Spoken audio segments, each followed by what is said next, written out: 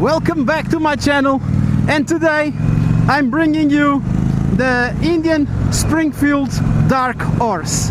And what a amazing bike this is. I've been riding it for a while. Usually I always do the Portuguese review first because it's much easier for me, and now I'm gonna bring you the English review, and the bike is amazing. Okay, one of the things that this bike has as an upgrade from the previous version is that you have several riding modes. Basically three, which is standard, touring, and sport. And on each one of them you feel the difference, that the different power that the bike gives you. And trust me, it is very different to ride in standard mode than to ride in sport mode. At the moment we are in standard mode, and I will show you how to change that in a while, but for now we will keep riding this on standard, since I have to talk to you about the specs of the bike.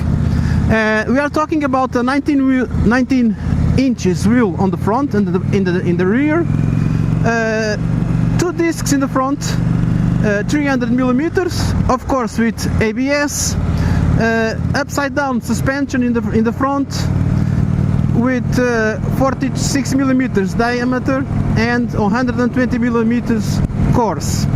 The lights, now I know, are standard, except the turn signals and the stop in the back, which is LED. What else? Handlebar. It's almost a standard handlebar. I'm just paying attention to the road because I don't want to have any accidents. Some things are in different positions, but you get used to it. This is the horn. You have here high beam, low beam, and also passing lights. They are done here.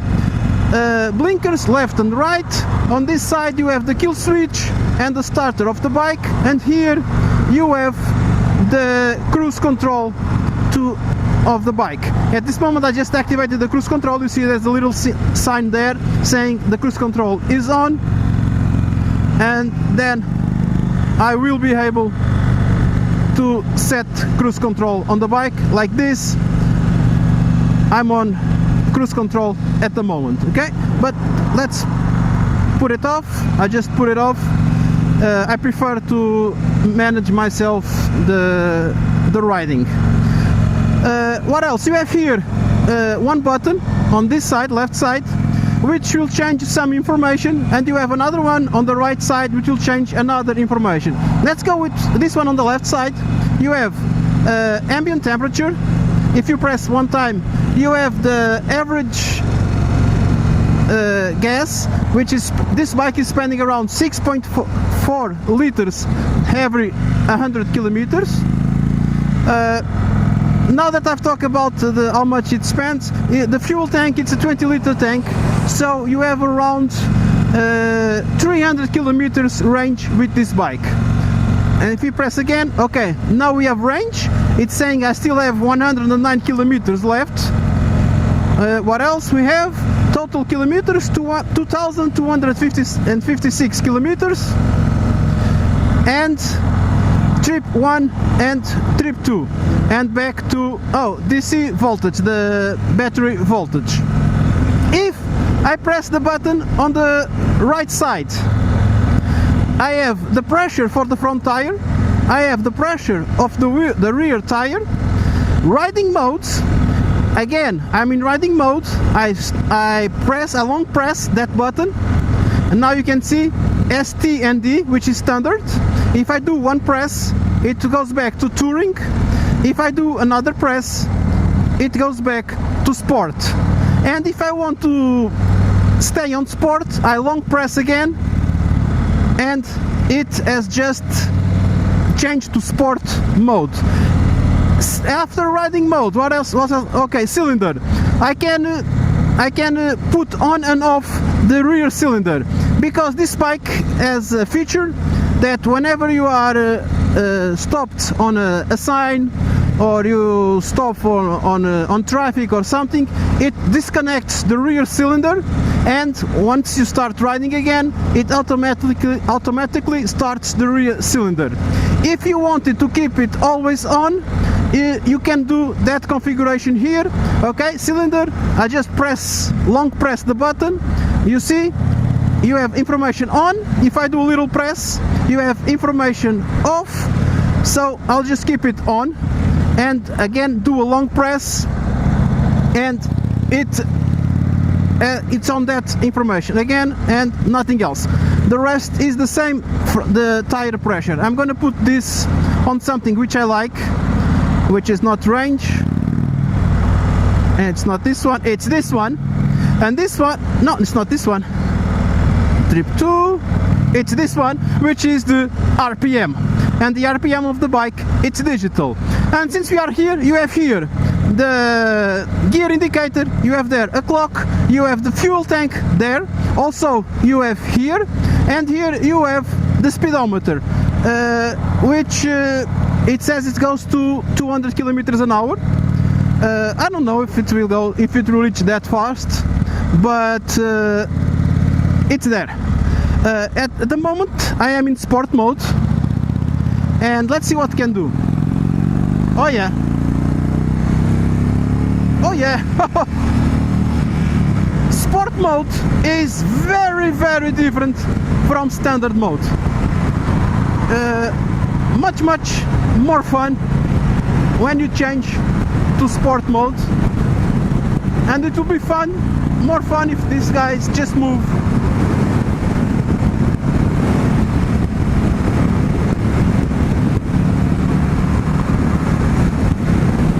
Woo! Okay, look, 160. Whoopa! Maybe it can reach the 200. Just maybe. I won't be able to do it, as you can see. I'm in the middle of traffic. It will be impossible to me to go on those speeds. Whoa! And one thing I haven't told you yet, I'm still in 5th gear. I have one more. And why does this happen? It's quite simple. This is the favorite 111 engine from Indian, which simply has 150 newtons at 3000 RPM and something like 100 or around 100 horsepower. As you know, Indian and Harley, they don't give up how many horsepowers their bikes have, so it's always a guess, it's around. So that's what I'm gonna transmit to you. It's around 100 horsepower, and the impressive thing is that you can ride this bike on low RPMs if you want. I'm in 5th gear.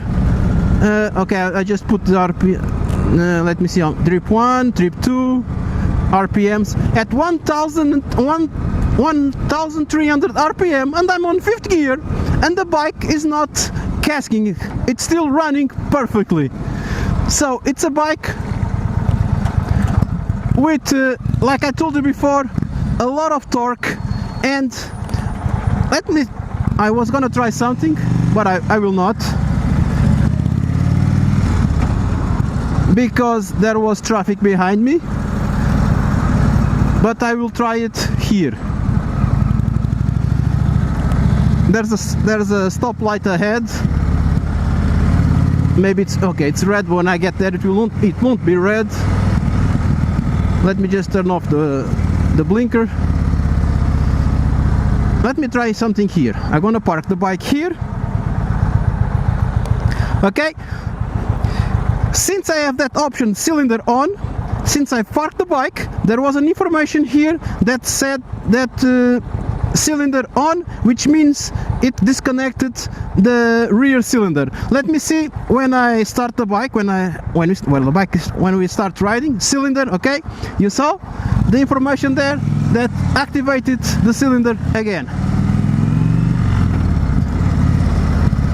So like I told you, it's an option. You can leave it always on, or you can put it on and off.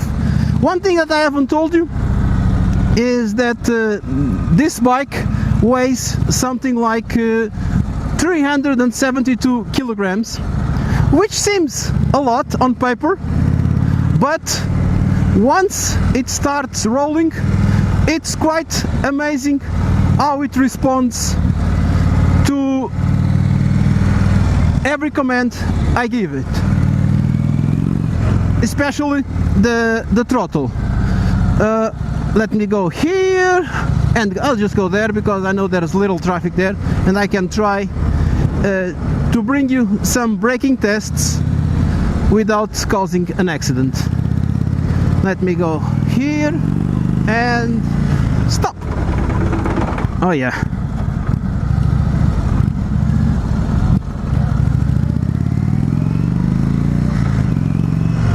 Stop.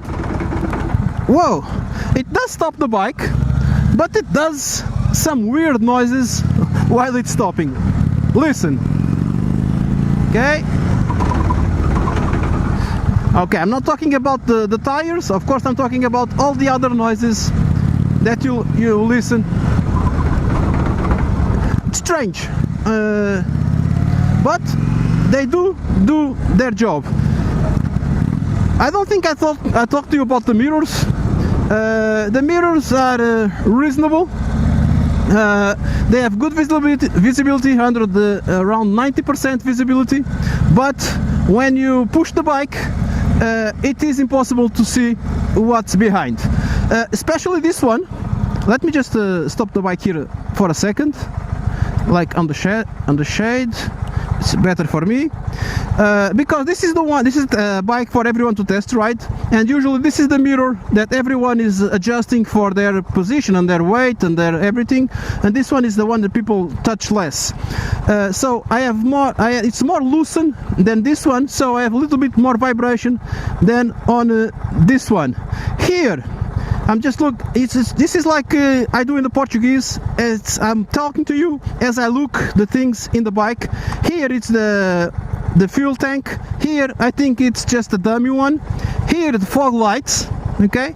And here we have something which is the button to start the bike. Why it's a button? Well, simply because the keys are in my pocket.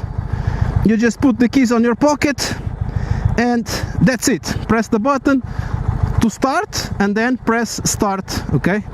This is to engage all the digital things, and here is the real start button. Also, let me tell you about the seat height, which is 660 millimeters, which is very low. Anyone will be able to ride the bike and reach the floor without any problems. Also, I do like these long foot pegs on both sides. I like the braking here on top. Well, I'm used to it. I have a Honda DN01, so it's similar to this one. The only difference from my own is that I don't have a gearbox. It's an automatic one. But besides that, this is the same riding position I have on my bike. And talking about riding position, I really like these handlebars. The way they are pulled back, it gives you a really comfortable position for your hands. And also these grips are really nice. I do like these Indian grips. Another thing I'm going to tell you right now, you cannot adjust this one, and you can adjust the brakes. Also, this one is broken. It wasn't me, it just came like this. Someone broke it, so just to let you know before someone sees and says, oh, it's broken. It was just like that.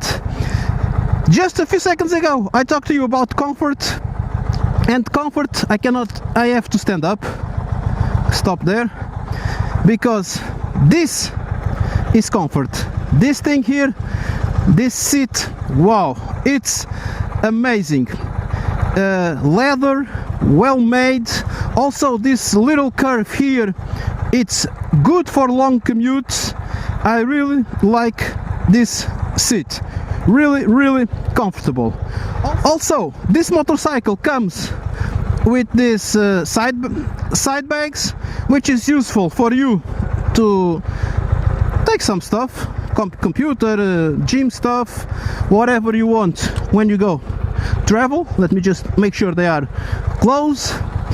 Also, these lights, which I mean, for sure it's this one here. Let me see. Yeah, it's that button there. So fog lights there, extra lights. I do like the symbol here, which is in the fender, quite nice. Let me just turn this off before I forget. And basically that's it. I've told you everything about the bike. Well, I've told you already about the engine. It's the 111. It's a V2, 4-stroke. I already told you how much torque it has. I think it's 1183 cc's, and basically that's it. It's a beast and very pleasurable to ride. The bike is quite long. It's around 2.5 meters, but you can maneuver it very easily without any problems. Just do like this.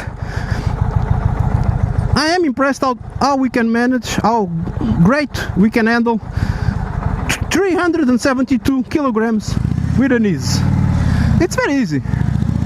And then we just go. Basically, this is the Springfield Dark Horse from Indian. A really nice bike if you can afford it, because here in Europe it costs around 28,400 and something euros. So it's not for everyone. A little bit expensive, but if you want something with quality, especially the seat quality, the build quality, the riding quality, even the engine quality, this is the bike to have. I don't know how it's compared to previous models. I didn't ride the previous models. I don't know how to compare it to Harleys, because I don't work with Harley. They are tough bikes to get here in Portugal, but I do love this Indian Dark Horse. One thing I would put definitely on this bike would be the windshield that I know that that they make for this bike from Indian. It's not an aftermarket, it's an original piece by Indian, and for me it would be a must, because I really hate taking all the wind in my helmet. And having said this, guys, I really hope to enjoy this little tour around the Springfield Dark Horse. Please subscribe to the channel, activate the notification bells, leave your comments down below, and I'll see you next time. Bye!